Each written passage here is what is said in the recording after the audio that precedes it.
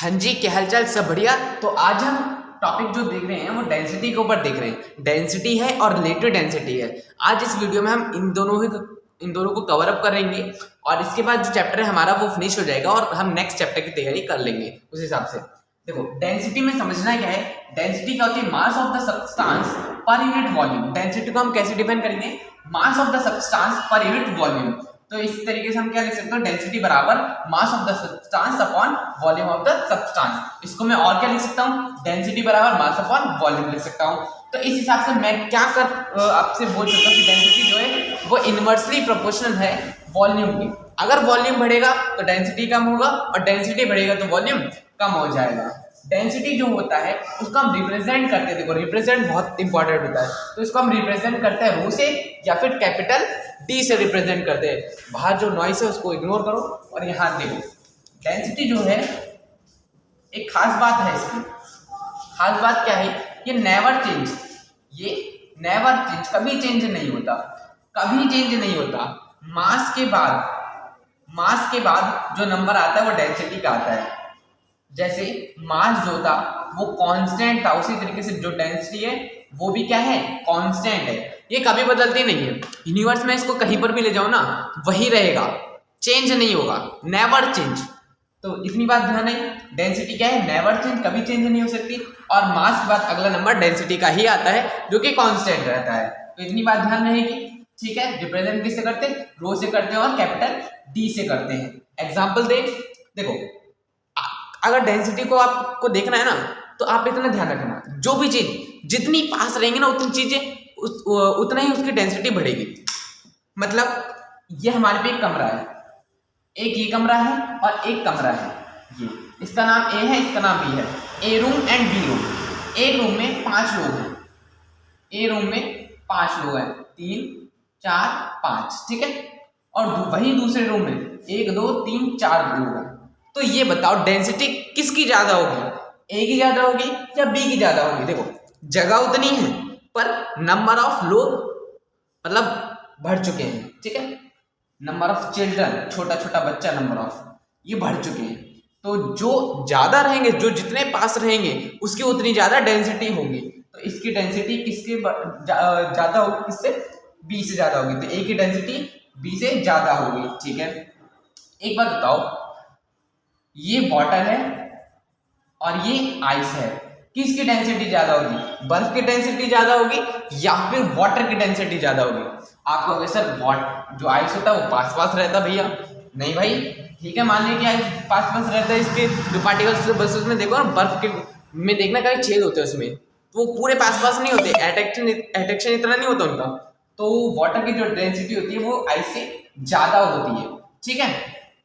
Example और दो, मान लो ये आपके कमरा है, ठीक है, इसमें 50 लोग हैं, इसमें 4 लोग हैं, इसमें 50 लोग हैं, खूब धसा दिया उनको, 50 लोग आ चुके हैं। तो इसकी डेंसिटी क्या होगी? इससे ज्यादा होगी। इतना ध्यान रखना, एक एरिया में जितने ज्यादा, मतलब एरिया छोड़ो, जहां जितने ज्यादा लोग हैं, जितनी ज्यादा चीजें हैं, जितने ज्यादा पार्टिकल्स हैं, उतनी ही डेंसिटी क्या होगी? उनकी ज्यादा होगी।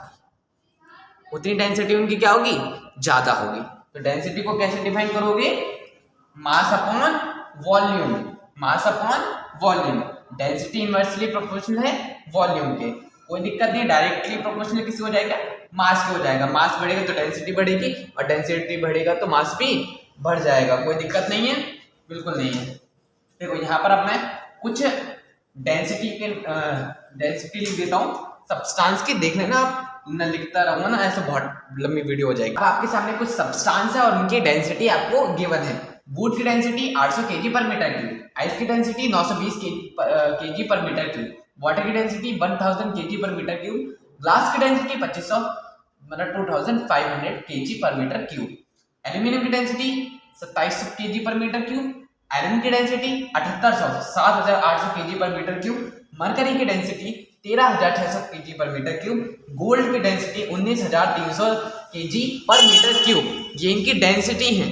अब आपको यहाँ से कंफर्म हो गया होगा कि जो वाटर के आइस की डेंसिटी है वो वाटर की डेंसिटी से कम होती है, ठीक है। और वुड की जो डेंसिटी है वो आइस से भी कम होती है। इसीलिए जो आइस होता है और जो वुड होता है ये वाटर में क्या हो सकता है, वाटर में फ्लोट करते हैं नहीं करते। लॉ ऑफ फ्लोटेशन देखा नहीं देखा, देखना प्रीवियस वीडियो है वो मेरी। डेंसिटी जिसकी ज्यादा होती है जिसकी कम होती है वही लेना देना है इनका। तो सब्सटेंस के कुछ नाम है और जो इंपॉर्टेंट सब्सटेंस थे और उनकी कुछ डेंसिटी है, इनको नोट कर लो, बहुत काम आएंगे।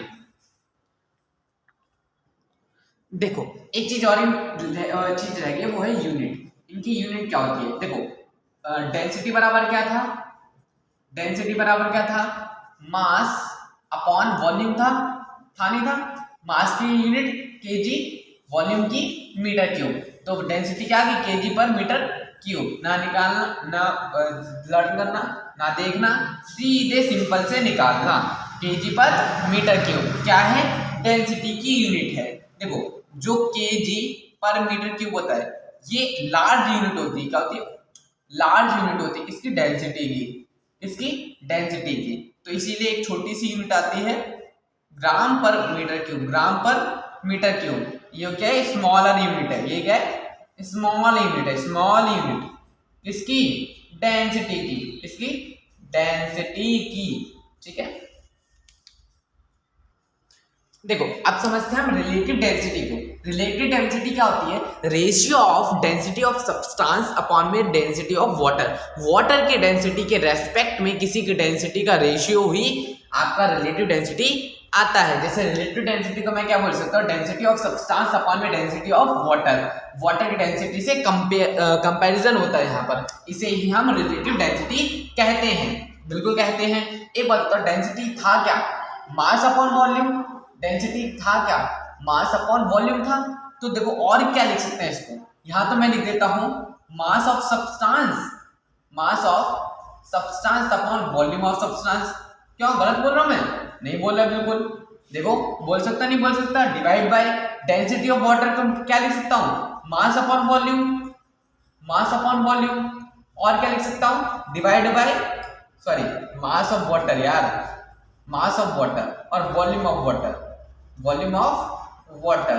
अब देखो ये तो चल जाएगा यहाँ और ये चल जाएगा यहाँ, तो क्या आ गया, mass upon substance divide by mass of substance divide by mass of water multiply volume of water, volume of water divide by volume of water divide by volume of substance.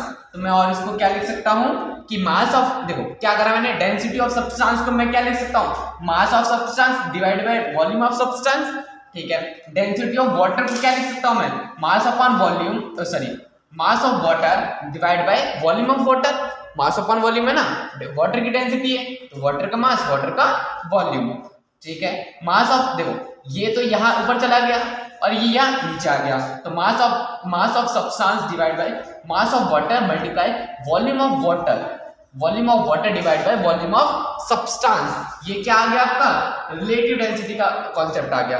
कुछ मैं डेंसिटी, रिलेटिव डेंसिटी लिख देता हूं मैं यहाँ पर, उसको आप नोट कर लेना क्योंकि लिखने में लगेगा टाइम। देखो यहाँ पर कुछ सब्सटेंस है और यहाँ पर कुछ इनकी रिलेटेड डेंसिटी दे रखी है।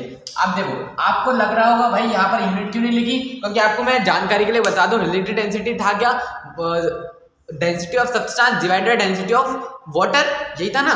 डेंसिटी का फॉर्मूला क्या होता है, डेंसिटी की यूनिट क्या होती है, केजी पर मीटर क्यूब, और नीचे भी केजी पर मीटर क्यूब। केजी पर मीटर क्यूब से केजी पर मीटर क्यूब गया तो क्या आ गया इनका, नो यूनिट। क्या आ गई, नो यूनिट, नो यूनिट, कोई यूनिट नहीं होती इसकी, ये याद कर लेना। वुड की होती है 0.8, आइस की होती है 0.92, वाटर की होती है 1 एंड ग्लास की होती है 2.5, एल्यूमिनियम की होती है 2.7, आयरन की होती है 7.8 और मरकरी की होती है 13.6, गोल्ड की होती है 19.3। ये क्या है, इनकी रिलेटिव डेंसिटी है। ये क्या इनकी रिलेटिव डेंसिटी है। तो यही आपका चैप्टर खत्म होता है, फिनिश होता है। ठीक है, ठीक रहिए, सलामत रहिए, मिलते हैं नए वीडियो में और नया चैप्टर के साथ, क्योंकि अब यहाँ पर होता है चैप्टर फिनिश।